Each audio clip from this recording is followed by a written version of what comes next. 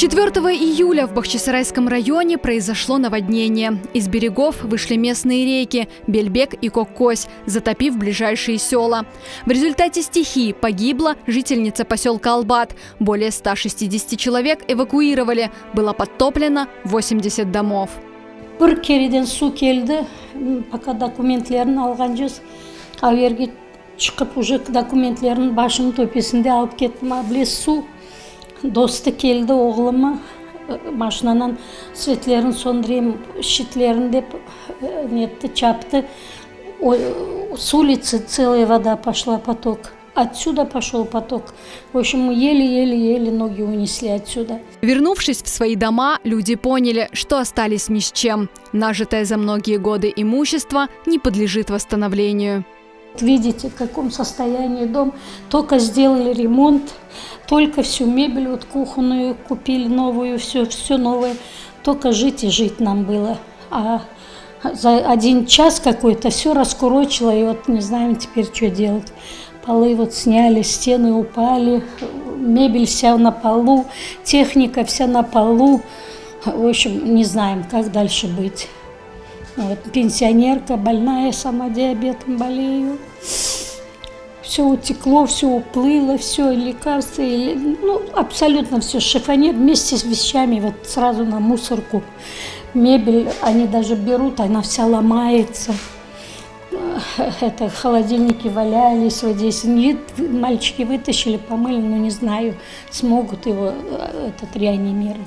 Пострадавшие от стихии местные жители уже несколько дней расчищают свои дома и дворы от мусора, грязи и завалов. Приходится выбрасывать мебель и технику. Не все жители Албата могут справиться с ущербом, нанесенным стихией. Бедный ребенок вот сделал ремонт, вот сейчас вот драит, чистит, а это восстановление не принадлежит, наверное.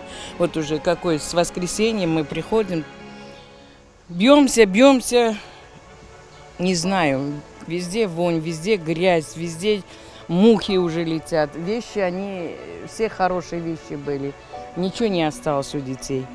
Я не знаю, как дальше быть и что дальше делать. Здесь все сараи были. Все упали. Столько вещей, и машинки стиральные уплыли, и что только не уплыло.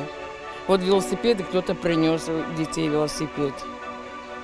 Вот все, посуда, вот всякие эти хазанары вот, в сараях были, ничего не осталось. Многие подтопленные дома в поселке Албат нуждаются в капитальном ремонте. Однако 5 из них разрушены полностью. Фактически люди остались без крыши над головой. Местные жители инициировали помощь односельчанам, которые не в силах справиться самостоятельно с последствиями наводнения.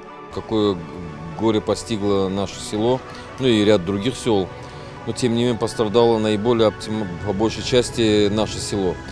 И вот здесь вот проходили за речкой, вы видели, сколько домов пострадало, сколько людей осталось без крова, без имущества.